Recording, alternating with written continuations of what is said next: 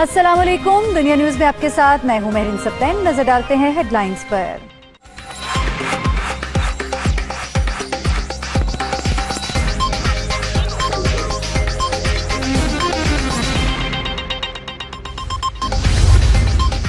अदाकार Usman Tony Norway में उर्दू की तरवीज के लिए कोशा।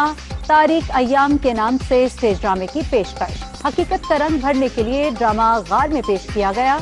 तारिकीन वतन के मसाइल उजागर किए गए।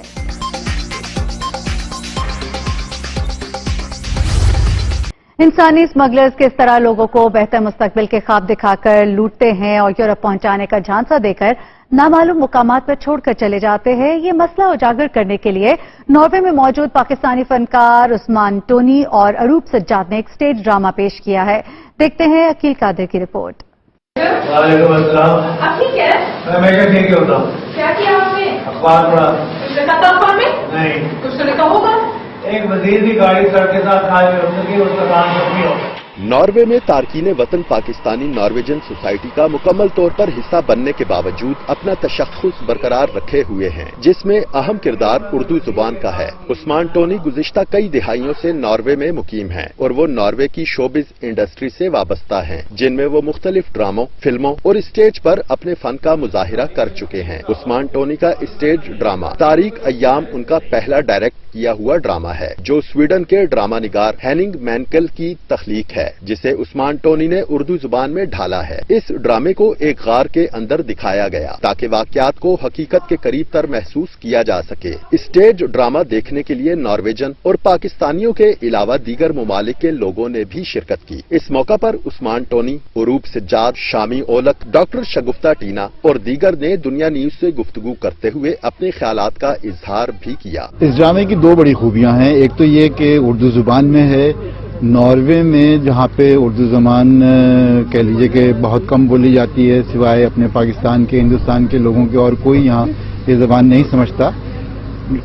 ड्रामे को उर्दू ज़बान में पेश करने से जो है वो उर्दू को मज़ीद फैलाने में, उर्दू को कह लीजिए कि मसले के आर्ट में इस्तेमाल करने को जो है फ़रोग़ दिया गया। ये बहुत ही अच्छी बात है, बहुत मुस्बित बात है। दूसरी बात यह है कि इसमें जो एक हकीकत दिखाने के लिए इसको बंकर में पेश किया गया कि जो लोग अपने वतन छोड़कर असाइलम सीकर बनके, पनाहगुज़ीन बनके जो है वो यूरोप आते हैं, उनके हालात ज़िंदगी क्या हैं। वो कभी सुरंगों में रहते हैं, वो पुलों के नीचे रहते हैं, वो बेचारे बड़े खस्ता हाल होते हैं।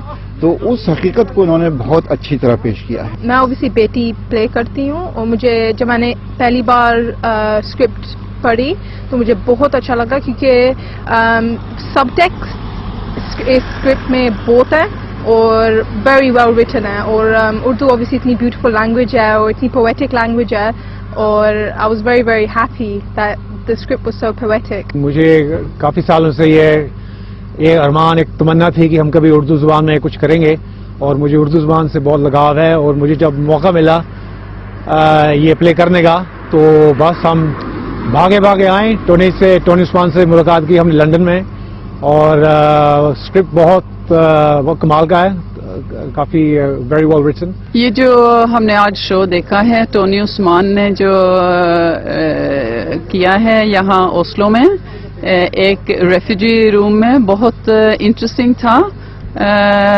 It was very interesting to see how the emotions, how the feelings, the despair that refugees feel when they come to Norway. और ये एक उर्दू में शो मैंने पहली बार देखा है और बहुत अच्छा लगा। तारीख अय्याम में हमने ये देखा कि इंसान की मुख्तलिफ ज़हनी कैफियत किस तरह ज़ाहिर होती हैं, और ख़ास तौर पे जब इंसान किसी मजबूरी में और किसी बेवतनी में जगह में मौजूद हो तो उसकी क्या कैफियत होती हैं। और उन्होंने इस कैफियत को बहुत अच्छी तरीके से फिल्माया है या ड्रामाया है, تو یہ بہت اچھا ڈرامہ تھا, مجھے بہت پسند آیا. ناروے میں اردو ڈرامہ, اور وہ بھی ایک بنکر کے اندر.